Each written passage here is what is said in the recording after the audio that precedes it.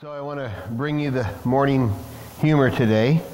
And I found a story about a mother that had her two children, and they were all at home. She had a little 2-year-old girl, and along with her 5-year-old son, little Johnny, and mom was busy cleaning and making lunch and different things. The kids were playing in the other room, when suddenly she heard this blood-curdling scream come from the other room, and she went rushing in to find out what was going on and what was happening. And here she finds little Johnny down on the ground. His little sister has his hair in her hands, and she's just pulling and pulling and pulling. And she rushes in and she stops him and grabs him, and little Johnny's crying, and she gets them separated, puts little Johnny in her lap and says, "Oh, there, honey. You know, she didn't mean it. She doesn't know that it hurts." Well, mom was she finished consoling him. She sets him down. They begin playing again. She leaves the room, and she's barely out the door when she hears the similar blood-curdling scream, but this time from her little daughter. And she comes rushing back in. She says, "What happened?" Little Johnny says, "Well, now she knows how much it hurts." Well, all right. Well, this morning, as we begin our series, continue really in our series on wonder, we're going to talk about wonder replaced.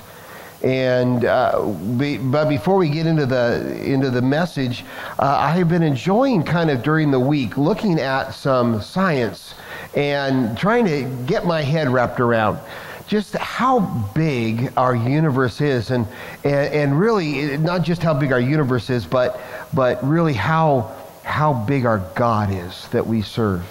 And I want to share a little bit with you this morning. I hope that maybe it just inspires you or captivates your heart as you might consider the same thing. It's just incredible to think about this universe that our God has made. And along with that, what I found this week, or what I bring to you just for your consideration, is the thought that as we are sitting here in this room, we are actually moving at an incredible rate of speed. Every object on earth is. Nothing is truly ever at rest. Even sitting here in this auditorium this morning, you are moving extremely fast. If first of all, we recognize that our earth is spinning on an axis, making one full rotation every 24 hours of the day.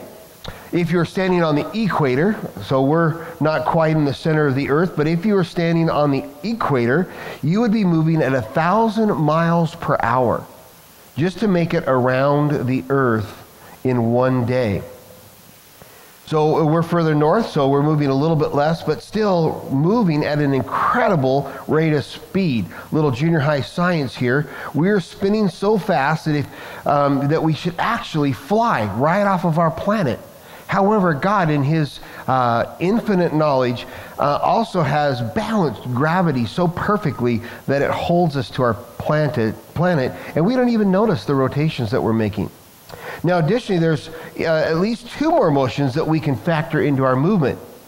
The first is that the Earth's orbit around the sun is 93 million miles is the trip that we take every year to get around the sun in 365 days.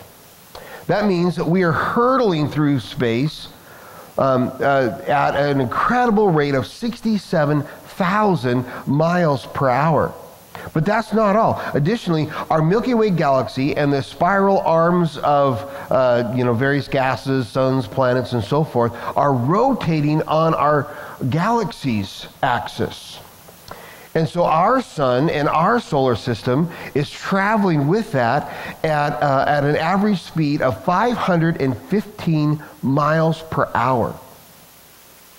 Now, assuming that it took me just 2 minutes to explain all this, we have just in that time traveled 18,000 miles through space.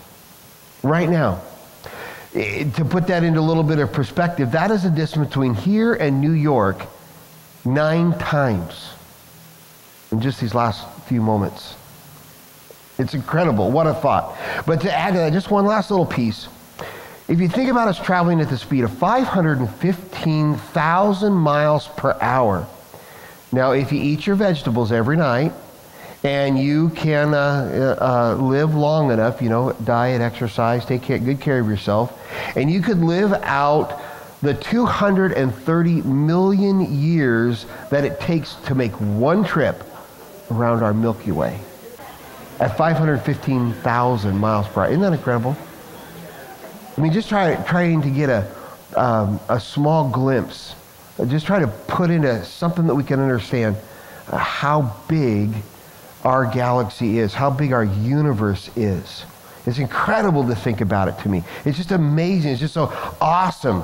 And yet, I hope these are only glimpses into our cosmos that give our heart an opportunity to be captivated by how wonderful our God is who made all the universe. I'm not saying here that we worship the universe, that we're inspired just by it alone, and therein worshiping the created. Instead, we want to worship the one who created it. So in our journey of wonder so far, we've discussed that we are created for awe, because our heart is searching to be filled with awe, and we experience things of tremendous awe all the time. We go looking for it, and we enjoy it, and we seek it out because we are made for this wonder and this awe. But last week we wanted to face the truth that our hearts are often at war for the prize of wonder. We notice that we are tempted to think that we are the center of the universe.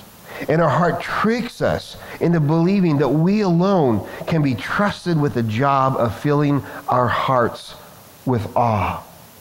Now we'll continue this discussion, noticing then that because of the selfish tendency within us, a certain switch takes place.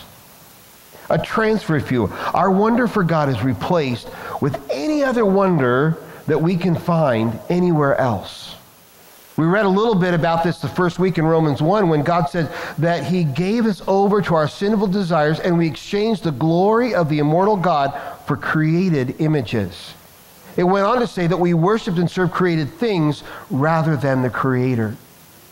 And our worship was given over to everything else in the world around us. We looked at Adam and Eve last week, and we noticed that they had everything. They had joy, they had comfort, they had peace. They lacked no food. They had no pain. They had no suffering in their life. There's nothing that they were left in want of, including snow and freezing temperatures. And yet, though they had it all, they still wanted more. They still wanted more. They wanted to be in charge. They wanted to provide for themselves. In our text in Genesis 3, it says they were tempted with the idea that they could be like God. And they reached out for the forbidden fruit, and they tasted of it. The fruit looked good to eat. It looked as though it would be good for food. So what is the matter? Well, surely their hearts deceived. The hearts were deceived. That though they took of what they should not have had, and even though they thought that it would give them all that they ever wanted, the fact is they found out how incomplete they really were. Because they partook of what God said they should not, because God said no, they lost all that they had gained, all that God had provided. And so we're going to look this morning at what happens. And we're going to take a little bit of a different approach today. We're going to go to Exodus chapter 32. You can start looking there. And I encourage you again to leave your book open because we're going to kind of read through this story and take little breaks. But I want to share with you author Tripp's outline. This has been inspired by a book that I'm reading called Awe, by an author by the name of Paul David Tripp. And in this area of replacement, he offers an outline that I want to share with you, really his outline this morning.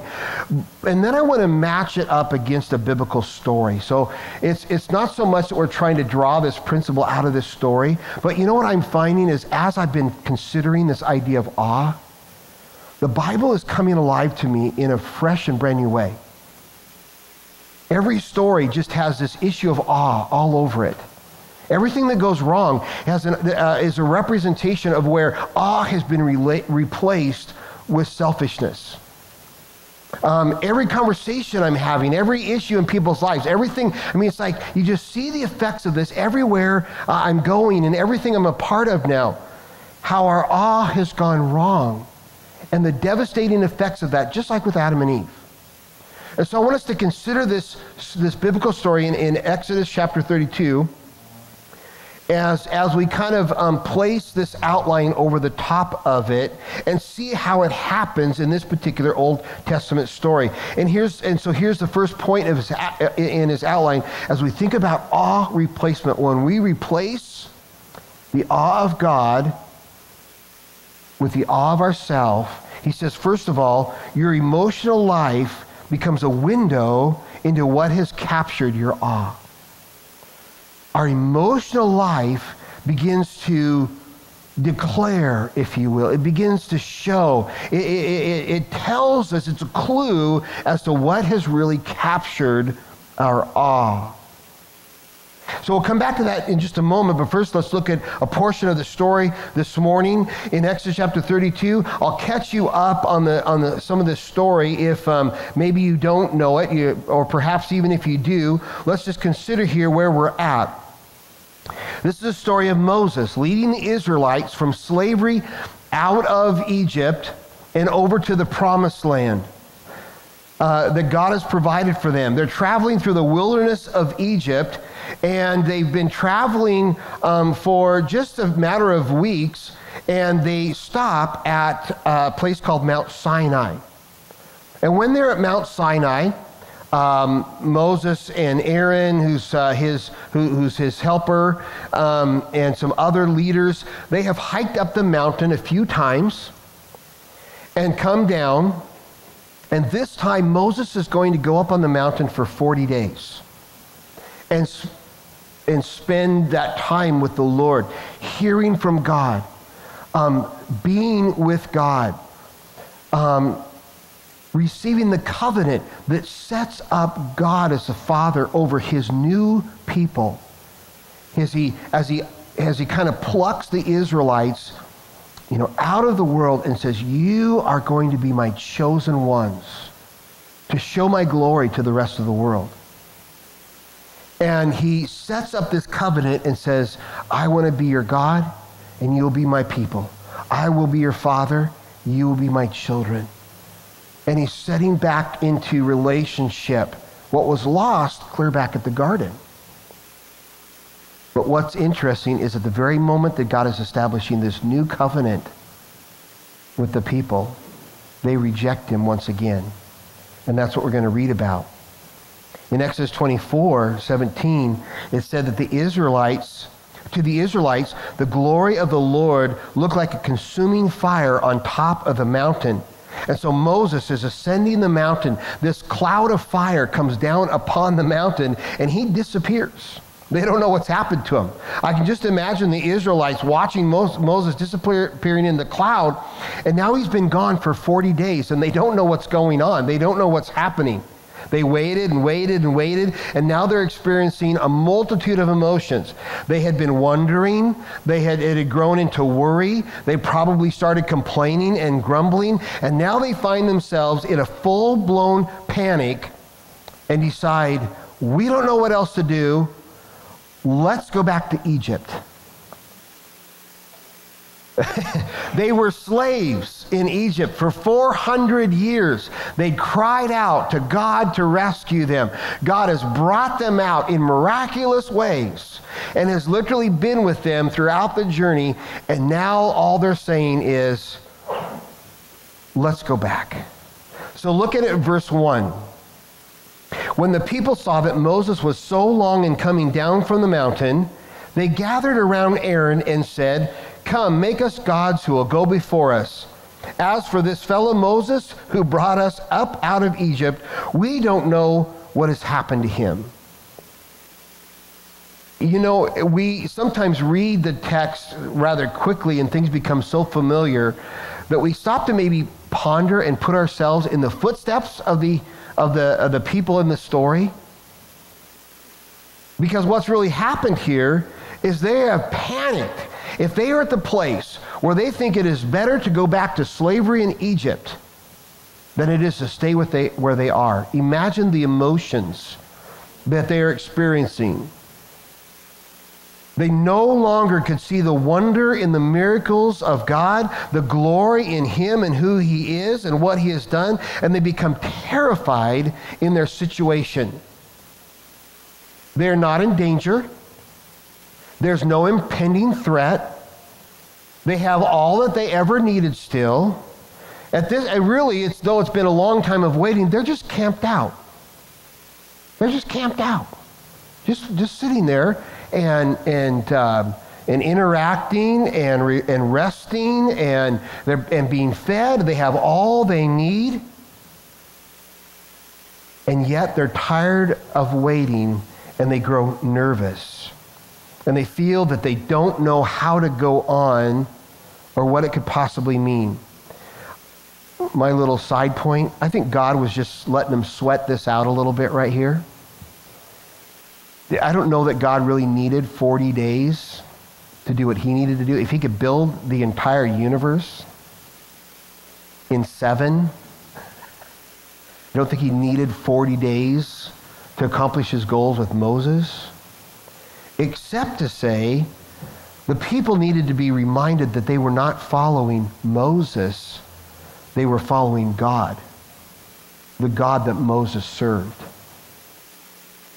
It's just barely 100 days out of Egypt, and they've already forgotten the miracles of God. They've already forgotten their thankfulness for what God had done. They've already lost the wonder of Him in their lives. And their emotional response is an indication of that. Your emotions are a window into the soul. Jesus said it like this: out of the abundance of the heart, the mouth speaks. But He's saying out of the abundance of the heart, whatever is flowing out of your heart, whatever is bubbling up within you, whatever is kind of gushing out of you is an indication of what's going on in your heart and in your life, in your soul. What is welling up within you will come spilling out of your lips. So your emotions give you away. For the purposes of our discussion, our emotions can give away the secret to what has captivated your heart with awe. Think about some of your emotional responses. Are you filled with praise? Are you filled with joy? Are you filled with thanksgiving? Are you filled with generosity? Are you filled with anticipation and faith? Or perhaps your emotional tendencies are something else.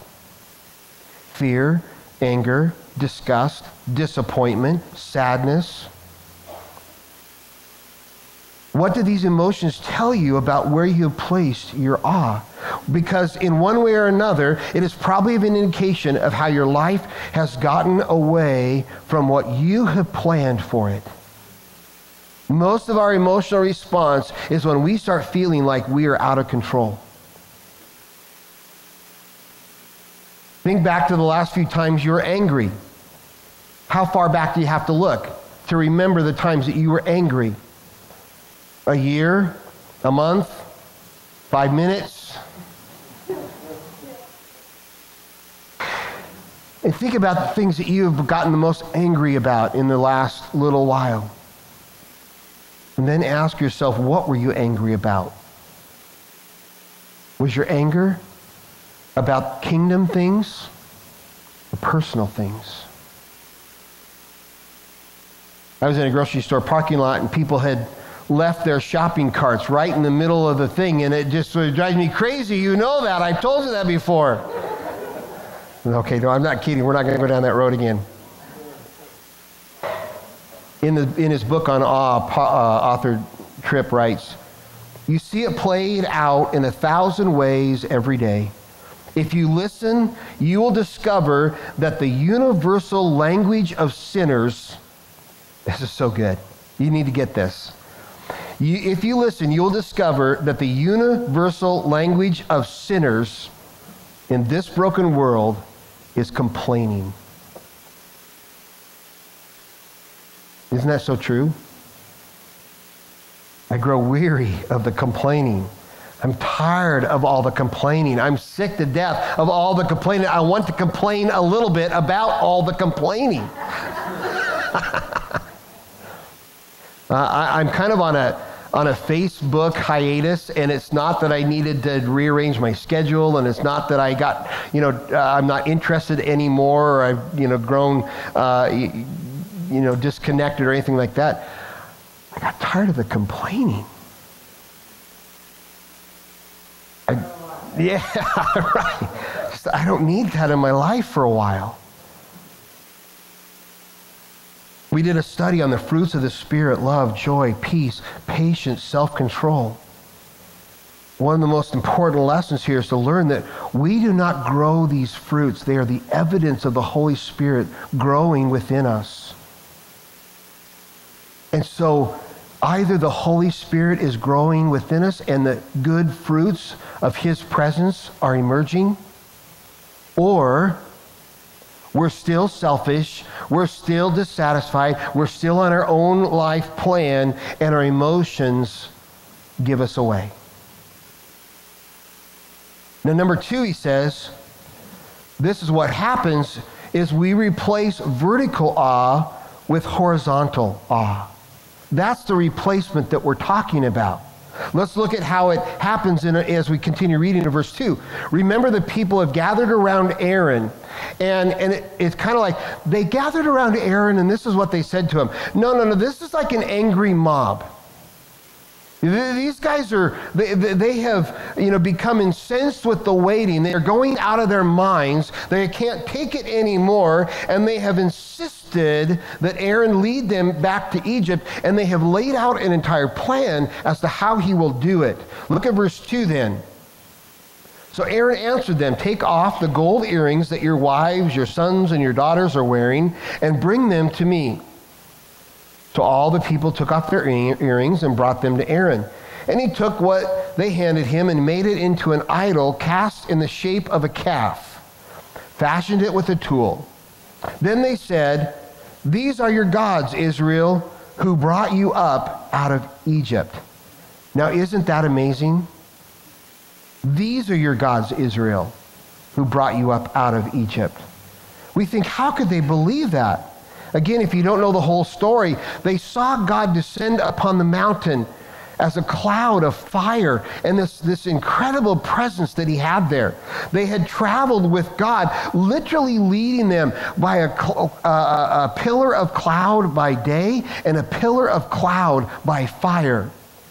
God parted the Red Sea so that they could cross safely on the dry ground. God destroyed the Egyptian army that was pursuing them to kill them, and God destroyed them and protected them in this miraculous parting of the Red Sea. God even sent plagues upon Egypt to force Pharaoh's hand to let the people go. Pharaoh, who was the most powerful person in the world at that time, and in their context and culture, believed himself to be God. And these plagues were so terrible that even Pharaoh's knee was humbled, and he let his slave force labor go, asked them to pack up, told them to pack up and leave, as he came face to face with the true God, the one true God. Did this golden statue do all that for them? Did this created image do these miracles? No way, it was God alone. But what happened here? They lost sight of their vertical worship, and they gave their hearts over to horizontal worship. Instead of the wonder of the Creator, they worshiped what they had created. And that's exactly what happens to you and I if we do not watch our heart carefully. We replace the awe of God with the awe of self, and we take on the personal responsibility of feeding our pride, feeding our desires, and feeding our needs. We fail to see God in all of His glory as our provider and as our sustainer, and we begin to work out our own plan of self-satisfaction. That's exactly what the Israelites did. Well, God's making us wait. He's not giving us what we want. I guess we're on our own, everybody. Let's just go back to slavery. And they create this God to do it. And it happens everywhere. We see it in people's lives all the time as they give their heart's affection over to everything else around them and have no interest in their awe of God. But you know, it's interesting how it even happens in the church.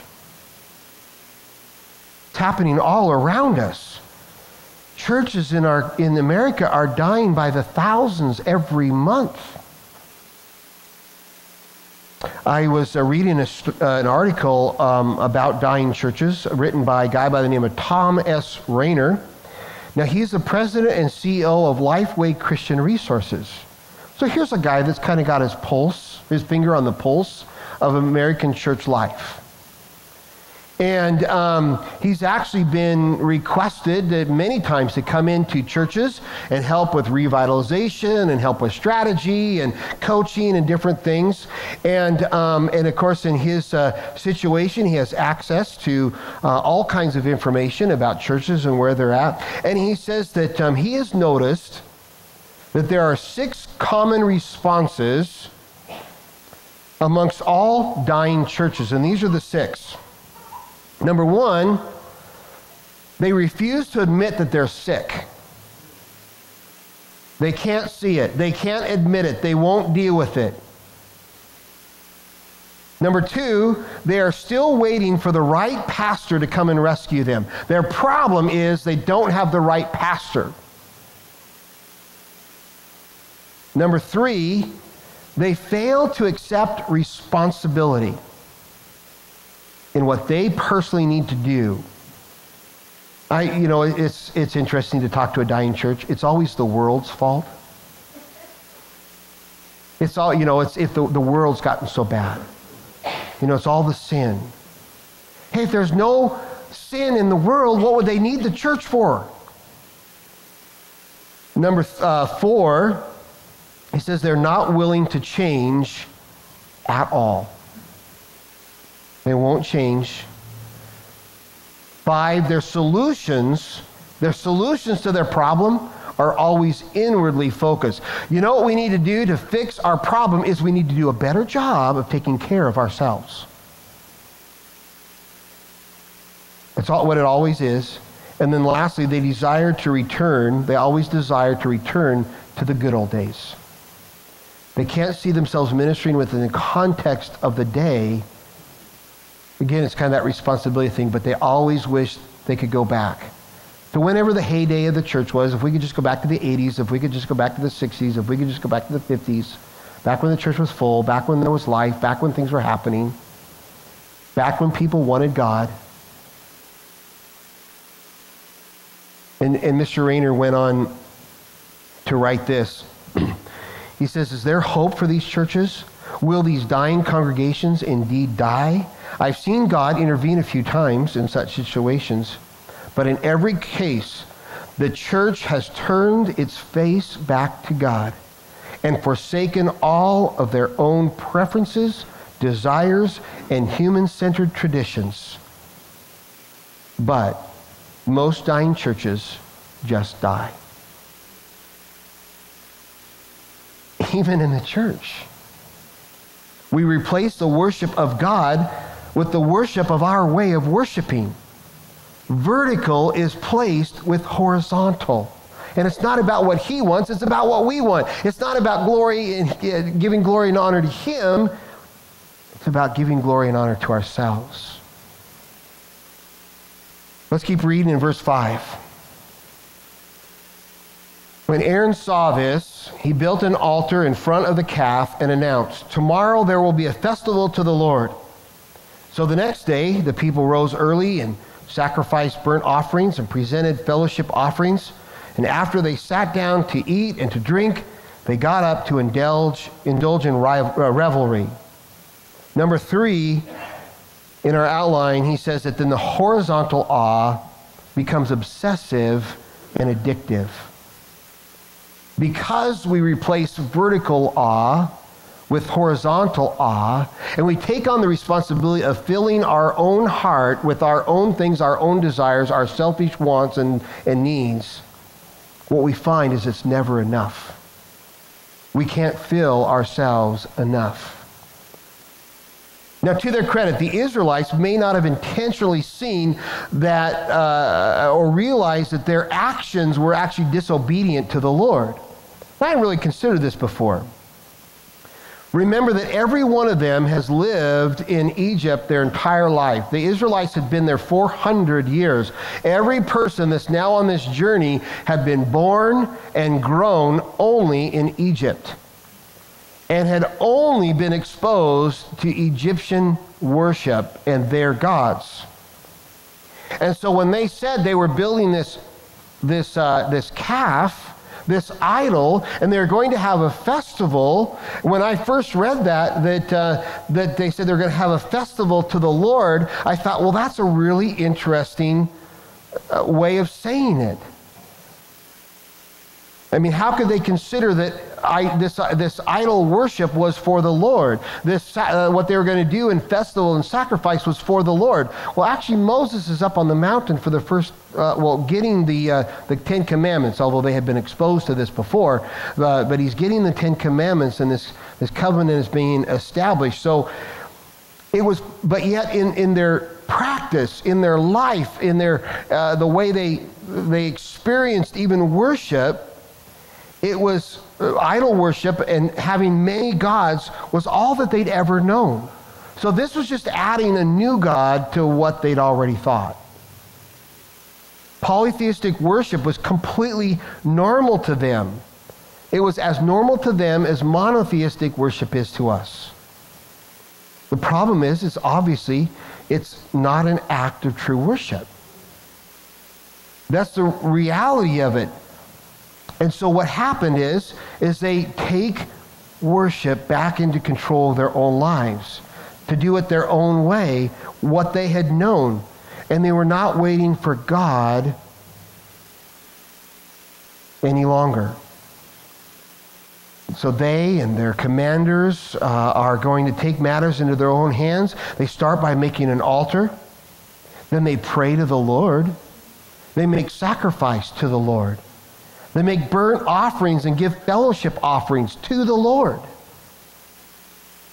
Then after that, they hold a feast, and then that starts giving way to other things. Pretty soon, they've eaten too much food, they've drank too much drink, and then it's on to dancing and revelry, which most understand this word. Older translations say they stood to play, is what a lot of older translations say. But the word here really means a wild, drunken orgy. Somehow they've convinced themselves that though they wanted to start with worship of the Lord, it quickly turned to gluttonous, alcohol-fueled sexual play. Because it wasn't about God. It was about themselves. They took their eyes off the wonderment of who God was and what he had been doing for them, and they began thinking, we are tired of sitting here. We need to fill our own hearts, our own desires. And it quickly spiraled out of control, because no matter how much they ate, no matter how much they drank and got drunk, no matter how much sexuality was going on within this wild party, it gave them nothing. It satisfied them in no way. The problem is that we can live our lives the same way. Dr. R. Alan Cole, in his book about the Exodus, writes, "It seems impossible that so soon after receiving such a lofty revelation from God, Israel could fall so low. But Christian experience today is often the same." I can worship God with my intellect. I try to worship God with my good behavior. I try to worship God by being angry with the world around me that doesn't act or think like I do. I worship God with my attendance in church. I worship God by helping others and being altruistic. I worship God by singing my favorite Christian song. I worship God by looking down my nose at non-Christians. No, we can only worship God in awe and wonder. Thankful, praising, trusting. What happens is that when we start taking control of our own life, attempting to satisfy our own desires, what we find is it's not satisfying at all. And so we start to lust for more and more and more and more, and it's never enough. One more dollar, one more friend or ally, one more drink, one more sexual experience, one more promotion, one more electronic device, one more compliment, one more pair of shoes. I mean, whatever it might be, one more is all I need. More and more and more. It's obsessive, it's addictive, and we're always disappointed in the end. What have you allowed to replace your glory of God? Where do you look? What excites your passions? What do you really give your heart and your time and your effort and your finances to? What has replaced your awe of God? We see the evidence of it in our lives all the time. Praise is replaced with grumbling. Compliments are replaced with complaining. Hope is replaced with despair. Satisfaction is replaced with anxiety. Joy is replaced with fear. Grace is replaced with hatred. Temperance is replaced with revelry. Love is replaced with indulgence. Peace is replaced with worry. And if you struggle in any one of those areas, let it be a reminder to you that you need to bring your glory and awe back in alignment with God. That your heart desires Him, and He alone can satisfy. Let's pray. Father, we thank you.